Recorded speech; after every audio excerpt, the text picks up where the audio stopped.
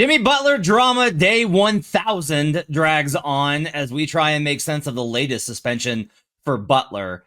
The Rockets are for real, but how for real exactly? Plus, we're going to play a little game of how bad do they need to trade. All that and more on Locked On NBA.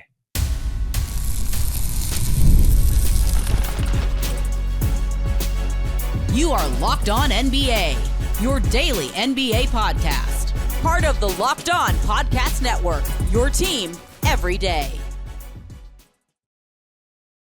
Welcome to Locked On NBA, your source for all things NBA from the Locked On Podcast Network, your team every day. Thanks for joining us and making us your first listen. Appreciate you guys joining us, whether you're on youtube.com/LockedOnNBA or joining us on podcasts, where we do appreciate those 5-star reviews if you got a second. We do appreciate you taking a moment and being part of our great community here on Locked On NBA. I'm Matt Moore, senior NBA writer for the Action Network. I write at Fansided, I write at SB Nation, I write at 2 Substacks, and I'm host of Locked On Nuggets. I'm joined by Hayes from Locked On Bulls. Doug Branson's on assignment today, trying to find out if Larry Johnson is still mad at Alonzo Mourning. We're going to talk today about some trades, and I'm going to give Hayes some teams that are maybe on the cusp and could be good enough, but do they need a trade? We're also going to talk about the Rockets after their big win versus the Celtics last night and exactly how far Houston can go this season, not in the future. Right now, how good are they?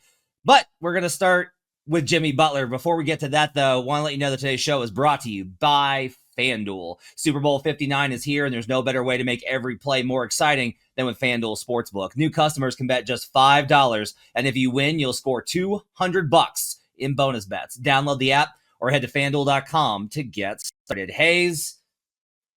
All right. Okay. I can do this. We can talk about Jimmy Butler again. We can do this. Okay. So Butler shows up yesterday. He's coming back from the suspension. Walks in. They tell him, you're not starting. Haywood Highsmith's going to start. And this son of a gun turns around and just walks out. And I'm out. Like, just leaves. Which is what Miami wanted, because now it's like, all right, you departed from team activities. You're not here. It's violation of team rules. So he's suspended again. We'll get to all the follow-up trade stuff from Brian Windhorst and the like. But when you heard the news yesterday that this nonsense shenanigans went down at Heat practice, what was your reaction?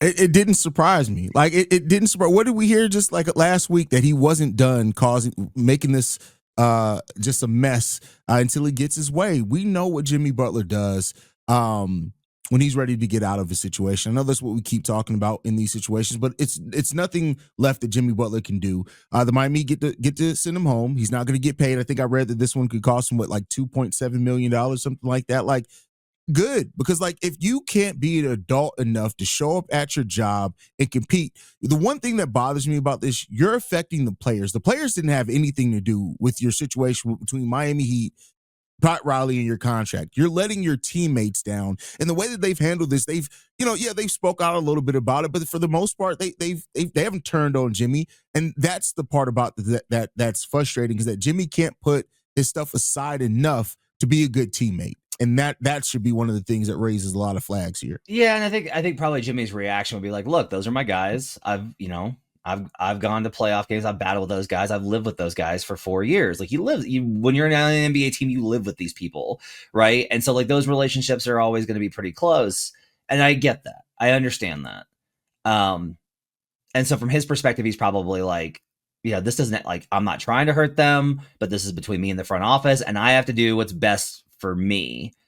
And that's where the players are always kind of defensive, where they say that they're like, you do what's best for you in this business. Like, this is money, this is major money, this is business. You got to do what's best for you. And I get that, but we have started to really see kind of this blending of where that stuff runs headlong into basic team stuff. Just like, be a good teammate, be somebody that your teammates can count on. Don't get in their way, because as much as it's like, well, this is my money and I'm going to take care of my business. Okay, but you're interfering with theirs. Like, these guys are trying to make the playoffs, which guys down the roster need that playoff money. Like, they need that money. You don't, but they do. And on top of that, Tyler's having a career year. Bam's trying to dig himself out of a bad year. You've got these guys. Kelly O'Leary's a rookie who's making a real splash now, and he's got an opportunity to improve his value and get a leg up in terms of development because you get more resources devoted to you if you can make the most of it. But this is all distraction that they're trying to deal with. I'm with you. I don't think it's fair. Brian Windhorst, the legend, Windy, goes on ESPN in the morning, and he says that basically, or Scott Van Pelt last night, I'm sorry, and he says that the Heat's asking price has come down significantly, and that you're starting to hear teams that weren't interested before starting to now be interested in not the top level teams. It's these mid-tier teams. I think that there is an interesting question here, and I've got my own thoughts, but I will ask you, is Jimmy Butler like a yes or no polar binary choice for you if you're a GM or front office, or is it more of, well, it depends on the price? For the right price, for sure, I'll take a chance on him. Yeah, for the right price, I definitely take a chance on Jimmy Butler. But I think the biggest question here is that if you're a front office and you're taking a chance trading for Jimmy and you're not sure of your being one of the destinations that he will fight and compete from, who's to say that you won't just be dealing with what the Miami Heat are dealing with in 6 months? Like, I think that that's something that would cause a little pause for me. Jimmy on the court at the right price, yeah, because he can elevate a roster. He can come in. He is still a two-way player, even though he's lost a little bit of that with just age, and that's going to naturally happen over time. But Jimmy Butler, the actual player, when he's on the basketball court and locked in and engaged, you can talk me in Jimmy Butler. But the personality of Jimmy, that's the part that may start limiting some of my desire to trade for a player like that if I'm not sure he's going to come here and want to be here and be engaged. Yeah, I mean, that's the thing, right? Is like he's not going to change his contract demands. If he was going to change his contract demands, he would just stayed in Miami. You know, I don't foresee him taking significantly less, or at least not until the free agency market rejects him. Like, that's the only situation in which I see Jimmy taking less money, is if he gambles on this, he goes into it this summer, he declines his player option, enters free agency expecting the bag, and no one's willing to talk themselves into it. That's the only situation in which I see him getting like kind of accepting that he's not going to get the money that he wants. So like a question here is like, if you're Houston, which we're going to talk about next, I think like that's an interesting one where it's when it was one of the premium guys. Okay, no, we don't want to give up on the core. But if it's like, hey, we'll take Cam Whitmore, Jayshawn Tate,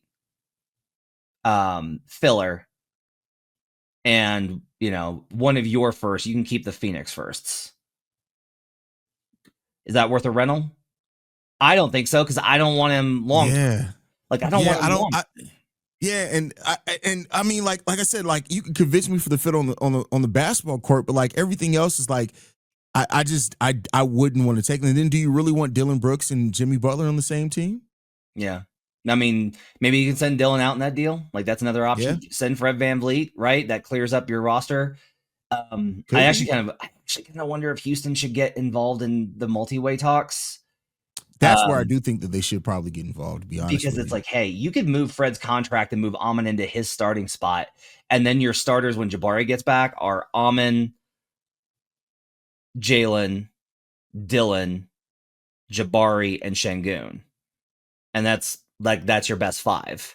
You're pretty well set there. But anyway, like if you're Memphis, I think that's the other question. And now he's made it very clear he's want to go to Memphis, and I'm very happy about that as a Memphis guy. Like, I just pray they don't take this. Like, and that's where this gets into like the Kawhi Leonard Raptors thing, right? Where it's, you're not going to keep him. Are you willing to try and ride this? Are you willing to take that chance for one shot where you've been kind of at the cusp and trying to get over the hump?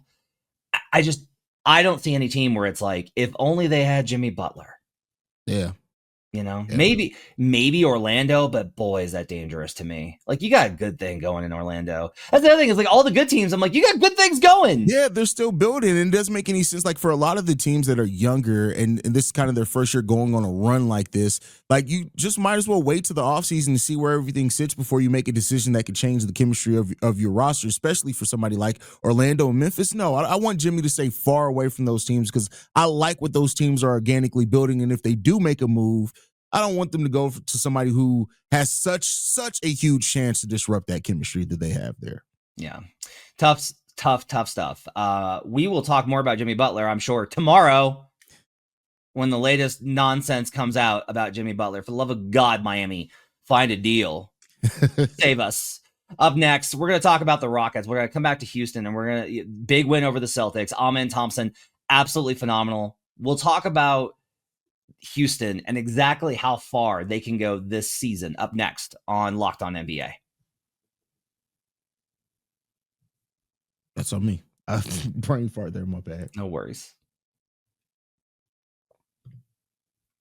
Super Bowl 59 is here. One game, two teams, endless possibilities. There's no better way to make every play more exciting than with FanDuel Sportsbook. Whether it's predicting the first touchdown, calling the MVP, or even betting on the coin toss, FanDuel makes it easy to get in on the action. With live betting all game long, you can adjust your bets as the game unfolds and feel the thrill from kickoff to the final whistle. I got in on Saquon MVP like 2 weeks ago, and I got a good price at FanDuel. So I'm in a really good spot here to go in the other direction. I don't see Hurts winning. I just don't.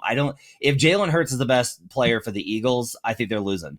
I just think they're losing. So I think it's got to be Saquon or nothing if you're getting the Eagles side. Otherwise, probably the Mahomes dude. I would say that's a good bet there. The live betting feature lets you stay involved no matter what happens on the field, and the app is super easy to navigate. Knowing that you can place a $5 bet and potentially win $200 in bonus bets for the Super Bowl, that's the icing on the cake. Download the app or head to FanDuel.com to get started.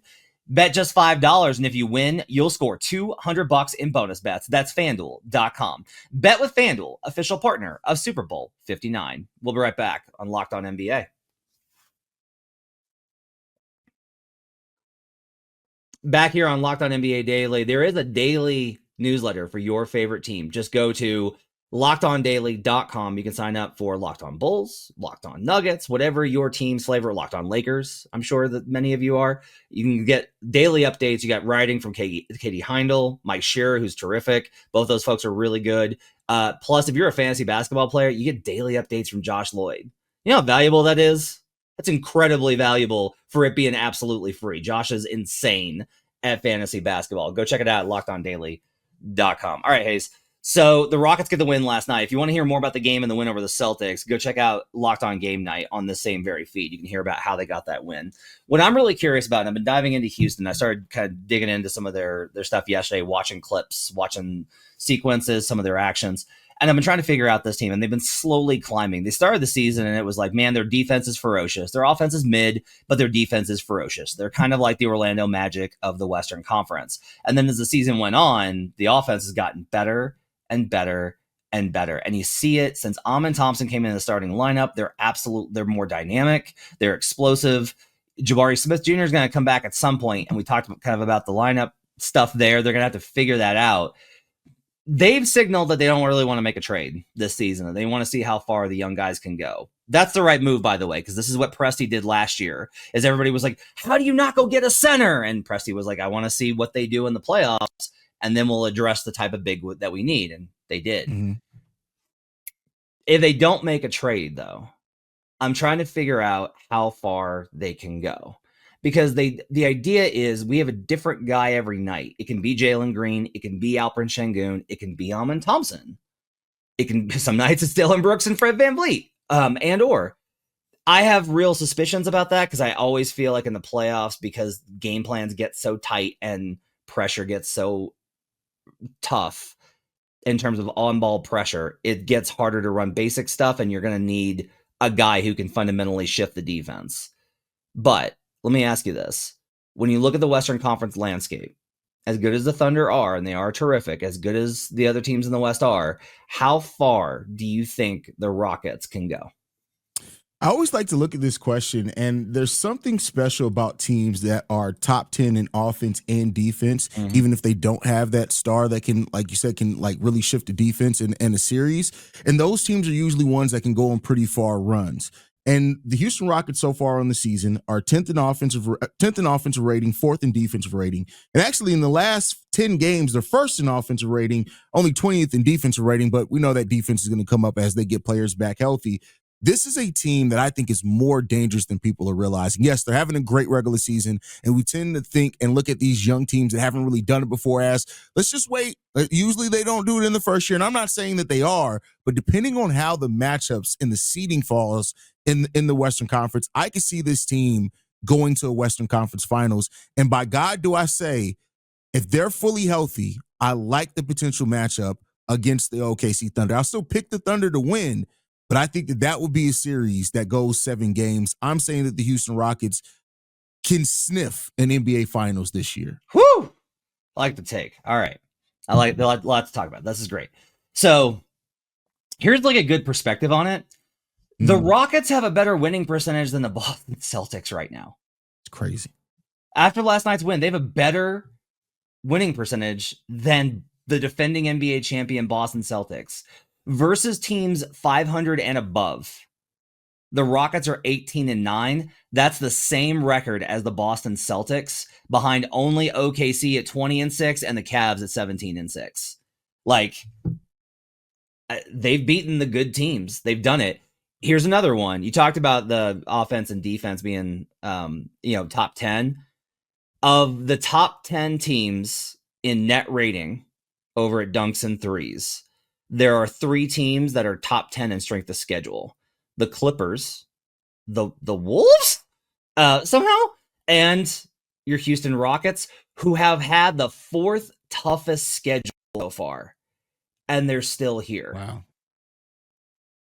Wow. One of the things that I always say is, I ask this question of, what more can they do with what the opportunity that they've been given? That's a lot of it. With these teams that are untested and unproven, we are asking them to do something that we haven't seen them do. But there has to be some credit given for everything you can ask of the Rockets. They've done. They've beaten OKC. They've beaten Dallas. They're great in their division. They've beaten Western Conference teams. They've beaten the top of they just ran through the Cavs and the Celtics. Now, it's January, and I just got a thing on Fanside about how, like, you can peak too early in this league. It's a thing that happens.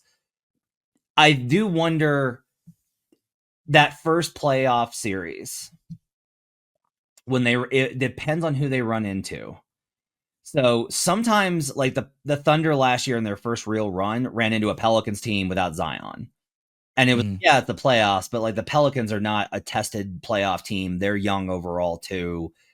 They're not made for that. So that was a good test with heightened pressure on OKC that they were able to ace. The Nuggets in 2019, in their first run that I watched for them, they faced a San Antonio team with, it was the DeRozan, Marcus Aldridge. Good team, not great, not like a ferocious team. So it kind of depends on who the Rockets get in that first round. In the 2-7, you could get somebody that's kind of vulnerable. You could get somebody that you're not necessarily scared of, but you could also get a team that's like the Mavericks that are still injury ridden and have to slide into the play-in and wind up in a 2-7. You might wind up with facing the Wolves and a team that we saw pick it up last year in the playoffs considerably. The Clippers, who are really tough defensively and can pressure you. My question is going to be, when you're driven offensively by young guys that have never played in a playoff environment, how do they respond? And it really is a known unknown where you don't know how they're gonna play. They could be great. We just don't know. But we do confuse, I think, in the conversations, uncertainty with certainty of failure. Like, well, we don't know how they're going to do, so they're going to fail. They're going to be bad. Yeah. And we don't know that. So I think that's like an interesting thing here too.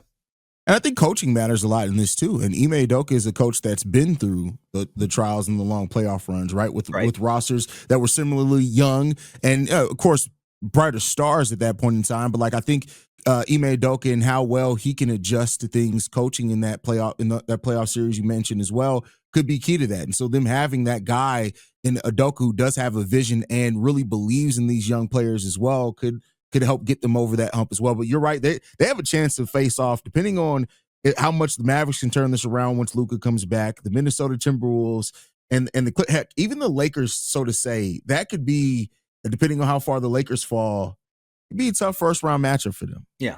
But here's the good news, is that even if they were to go out in the first round, it's all gravy. It's a learning experience. They go into the offseason with opportunities for trades, free agency. Like, the future is their oyster for the Houston Rockets. Things are going very well there in Houston. Team's awesome. God, Thompson's amazing.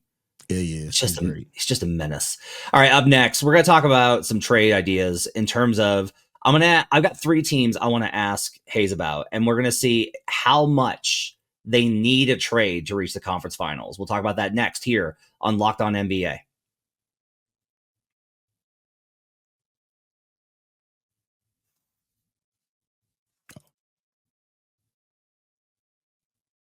Back here on Locked On NBA, thanks for joining us. Matt Moore alongside Hayes with you.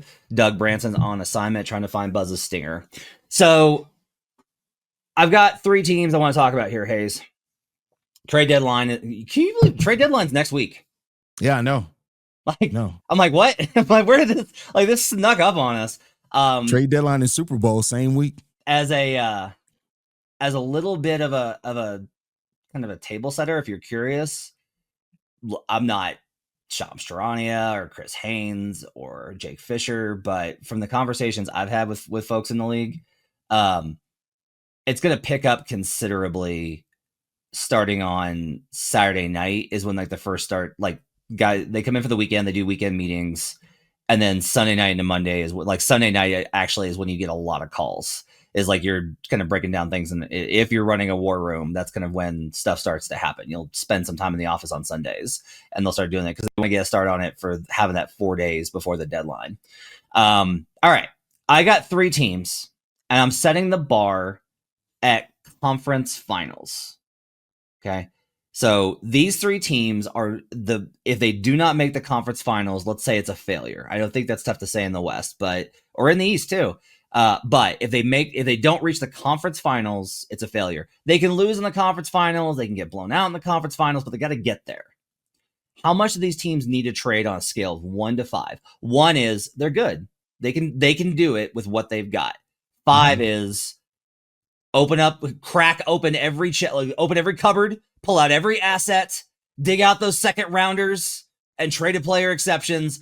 You got to start throwing some stuff at the wall because you need a piece and if you're going to make the conference finals. Let's start with a very popular team because I do think they're interesting to talk about in this context, and that's the Los Angeles Lakers. I'll say a 4 on the Lakers.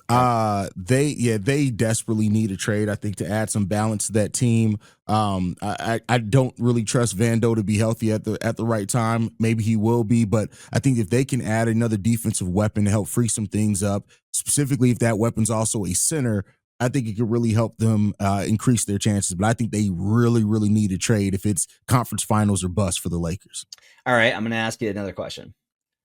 If I told you the Lakers will not have to play the Denver Nuggets in the playoffs at all, don't know how, but they're not going to play the Nuggets at any point, how much do they need to trade? Still need a trade because I still, whether it's OKC, whether it's the Rockets, whether it's Dallas, any of those teams, I still don't think that the Lakers can make it past. They'll have to face probably one of those teams to try to make it to the conference finals and then another one of them in the conference finals. No, they still need a trade. Okay. I will go on the Lakers. I will go with actually, I think a 2. I think the door's open for them. If let's say that they get in the 4-5, and there's a lot of teams I think they could beat in the 4-5. Let's say that OKC, they're either going to face OKC or like, again, Dallas could sneak into that 8 seed. And then it's Dallas versus OKC. I like the way the Lakers match up with Dallas. Dallas would need to be favored, but I do think that fully healthy, Dallas would need to be favored. But even as a lower seed, but I do think that would be a good matchup. And if it's OKC fans are going to be like, no, we have Chet and Isaiah now. It's all different. Show me you can slow down Anthony Davis. I need to see it because he's going to he's still bigger than those dudes. So I will go only with like a 2. I think that's where I land on the Lakers. The Memphis Grizzlies, I think, are an interesting one, too. Got lots of options. Santi Aldama, Gigi Jackson, Scottie Pippen Jr., Jalen Wells, Brandon Clark. They have lots of movable pieces, still have some picks. If they're going to make the conference finals, currently the 3 seed, how much do they need to trade? I don't think they need a trade. I think they need health. And maybe that's just my overconfidence in the Memphis Grizzlies. But, much like I talked about the Rockets, if you can be top 10 in offense and defense, they're 5th in offense, 7th in defense so far in the season overall. I love this Memphis Grizzlies team. I think they have that star as well as Ja Morant, who can hopefully take over a series if needed. I actually put it at a 1. I don't think the Memphis Grizzlies need to make a trade to be able to make a conference finals. They could take a calculated one, but I think they need health more than a trade. My problem here is that I think that they need a trade, but their only way to make a trade is if they trade the guys I don't want them to trade. So, Yeah. like, it's going to be Brandon Clark. And I'm just like, guys, the Brandon Clark, Jaren Jackson minutes are dynamite. And if they face the Lakers, that's a bad matchup. That's a bad matchup for the Grizzlies if they face the Lakers with Brandon Clark and Jaren Jackson. But Edie and Jackson, not as bad. Just not as bad. Because you want size versus the Lakers. You want to be able to muscle, right? As long as the Lakers don't make a trade as well. If it's Walker Kessler and Anthony Davis versus Jaren Jackson and Zach Edey, I'll take AD and Kessler. So, like, I don't want them to make a trade, but if they're going to make the conference finals, I'm actually going to put it at a 4. I still think that they probably need one more guy because Desmond Bane hasn't been good enough. I love Desmond, and I really think that he's awesome, and I love it when he's got it going. Ja is still not the guy he was pre-suspensions and injury. If he gets back there, that changes the equation. Jaren's been amazing, but Jaren's been their best player. And I'm just like, I don't know if I think they need one more 3-and-D guy for me to really be able to buy in. And I don't know if they've got that guy on the roster. All right, last one. The Orlando Magic, what a fascinating team. Lose to the Heat last night, split tiebreaker. They lose in overtime to Miami without Jimmy Butler. Offense looks a little bit better, but not consistent enough. They got the Knicks, the Celtics, Cavs ahead of them, as well as the Heat now and the Bucks. How much of the Magic need to make a trade in order to reach the conference finals? Man, this is a team. If you would have asked me this coming into the season, I probably would have rated it at like a 2. But I think like with the injuries and things and seeing some of the flaws and kind of how players do step up with some of the inconsistencies, I will say a 3. I'll put it at a 3 here. If they can find themselves a scorer without giving up a huge part of their roster and with the defense they have, I think that they're going to need an additional scorer that can bust up the defense and specifically if they can do it from the 3-point line. I think they need that if they really want to make a conference finals, even in a weaker Eastern Conference. So I'll put it at a 3 for the Orlando Magic. Okay, how good does that scorer need to be? I'm going to put some names out there for you, okay? Okay. Is CJ McCollum good enough?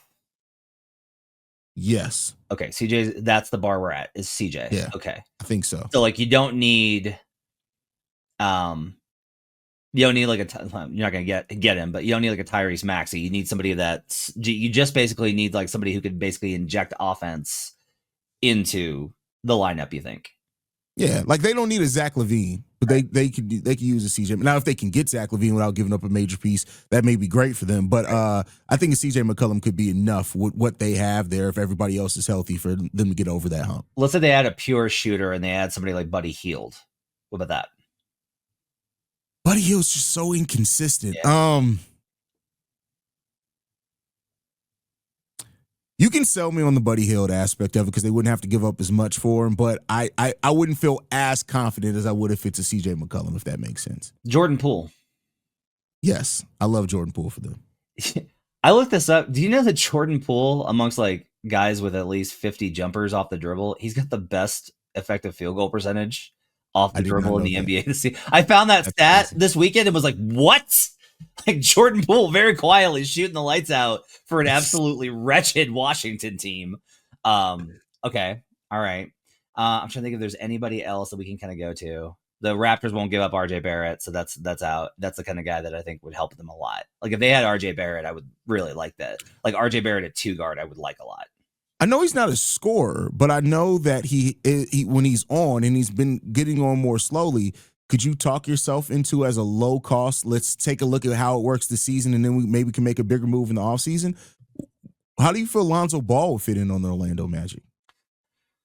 So he fits their profile, and he's definitely like he's that secondary playmaker, set the table, but he's still just a spot up weapon. I think you need a guy that's going to break guys down off the dribble. Okay, that's fair. I just think that you got to have somebody who they've got to account for, which opens the door for Paolo and Franz to do other things. So it's not just a lot of the offense is just Franz and or Paolo throwing themselves against a brick wall. And I feel like they got to shift that a little bit. Anthony Simons. That's the one that everybody kind of talked. I think Simons wants to go there from what I've been able to glean. I think that there's real interest there. The problem is just like, I don't think Orlando's going to be like, we're not giving you, like, we're not, this isn't the guy this isn't our franchise guy. We have Paolo Banchero and Franz Wagner. So it's like, what do you want for Simons? Because Simons is, I guess, technically speaking, like the best Blazer. And if he's the best Blazer, then the Blazers are going to be like, well, we have to get great return for our best player. And that doesn't make a lot of sense. It just doesn't. Here's another name, DeJounte Murray from the Pels. I like DeJounte Murray a lot for this team. Now, I like DeJounte Murray a lot in general. And I thought, like, when the Pelicans, when the thing came out that they're willing to move most of the roster, I'm like, DeJounte may low-key be the guy that a lot of teams call on, because when he's healthy, like, he's what, a 18, 8-6 guy. Like, I like him a lot for the team. I just think the Pelicans would probably want a lot back for him, but I like DeJounte for the Magic. You know what sucks here? You know who it is? Here's the guy. It's Malik Monk, who they wanted last offseason. Yeah. That's it. That is the guy. They threw big money at him, and Malik went back. Like, he's perfect for them. But alas, we'll see if the Magic can get it done, if the Lakers and Grizzlies can pull off trades as well. I will give the Magic I'm actually going to give them a 2. I think this team still has, if they can just get in rhythm, they have the matchup ability, I think, to cause enough havoc, because they're one of the few teams in the league that doesn't allow threes. They keep your threes down. If you can do that, you can severely screw up a bunch of these teams in the East and their offenses. But we'll see what happens. That's going to do it for Locked On NBA for Tuesday. Thanks for joining us. You can check out Hayes on Locked On Bulls. I'm over at Locked On Nuggets. We'll be back tomorrow with Doug Branson. Make sure to check out Locked On Game Night every night, recapping every game on Locked On NBA.